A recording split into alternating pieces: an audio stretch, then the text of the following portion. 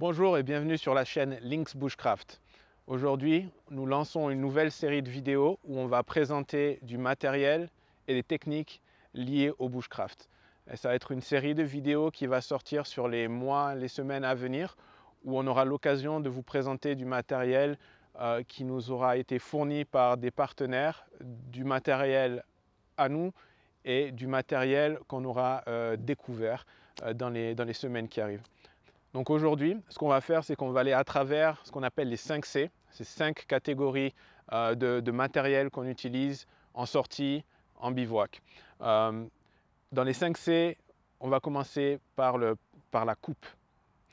Par la coupe, il y a plusieurs outils de coupe, mais on va commencer par les couteaux.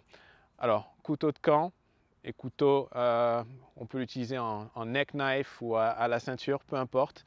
Couteau de camp, j'ai une préférence pour le SE6 en ce moment parce que c'est un couteau très polyvalent.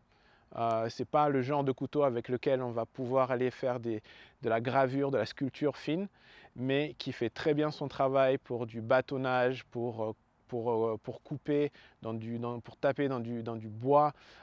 Et c'est vraiment un outil excellent.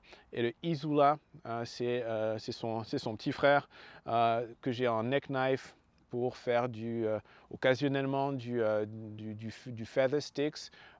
Du bâtonnage, c'est possible, mais bon, ça reste un petit couteau. Et aussi pour toutes les tâches autour du camp, pour lesquelles je n'ai pas besoin d'un mastodonte comme celui-là. Et ça, c'est pour les couteaux. Maintenant, il arrive que nous, en bivouac, en sortie, on ait besoin de scier une branche. Et pour ceci, j'utilise une scie pliante de chez Opinel, qui est quand même assez grande et qui me permet de taper sur du gros diamètre et de pouvoir me dégager de belles branches, de beaux troncs dans certaines situations. Donc scie, couteau, et s'il y a besoin, j'ai aussi souvent une hache qui permet de faire des travaux plus importants qu'avec simplement le couteau de camp SI. Les deux sont complémentaires, l'un ne remplace pas forcément l'autre. La hache restera toujours plus efficace qu'un couteau. Donc ça, c'est pour la coupe. Le premier C, les couteaux, hache et scie.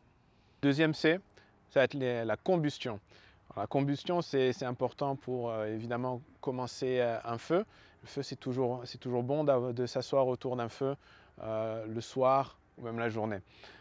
Donc pour ça, j'utilise une grosse ferrocerium rod, une barre en ferrocerium. Et le deuxième, j'utilise un striker de chez SI aussi pour le coup. Et ce que ça nous permet de faire, c'est que cette barre de ferrocerium et ce striker qui a un angle à 90 degrés ici, ça nous permet de gratter le matériel et de créer des étincelles. Et ça nous permet d'allumer un réceptacle qu'on aura assemblé pour le départ du feu. Évidemment, dans une situation de survie, ce n'est pas forcément le meilleur outil parce qu'on veut avoir un feu rapidement pour pouvoir se mettre à l'abri, se réchauffer rapidement. Dans ce cas-là, évidemment, on utilisera un briquet ou des allumettes. Et donc voilà, le deuxième C, la combustion, barre ferrocerium et un striker. Pour le troisième C, on va se pencher sur le cordage. Alors j'utilise deux types de cordes.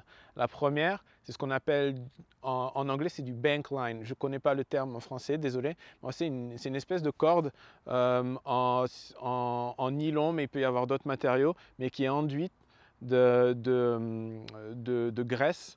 Et ça nous permet en fait de pouvoir la brûler et de sécuriser des nœuds, de bloquer des nœuds.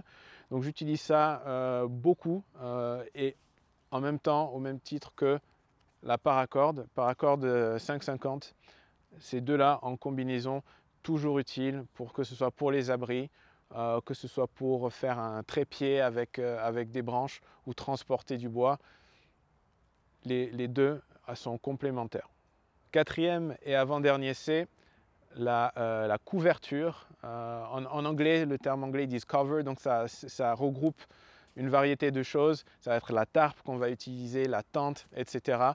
Pour cette partie, j'ai choisi la couverture de survie Grabber qui nous permet d'isoler notre température corporelle, de ne pas être au contact du sol trop froid toute la nuit. Ça va nous permettre de réfléchir aussi la chaleur. Si on la monte en tarpe derrière nous, en face du feu, la chaleur va rebondir dessus et revenir sur nous. C'est un outil, une couverture que je mets absolument dans mon sac de bivouac, mon sac de survie, etc. Indispensable. Donc ça, c'est la couverture de survie Grabber. C'est pour le 4e C. Pour le 5e et dernier C, on va vous parler de la cantine. Alors, la cantine, c'est important pour transporter de l'eau et faire cuire de la nourriture. Aujourd'hui, on va surtout se concentrer sur l'eau. Parce que l'eau, dans une situation de survie, dans une randonnée, dans un bivouac, c'est très important. On a du mal à survivre sans eau. Alors, j'aime beaucoup cette cantine qui vient de Pathfinder Survival School. Et cette cantine, elle nous permet de transporter notre eau.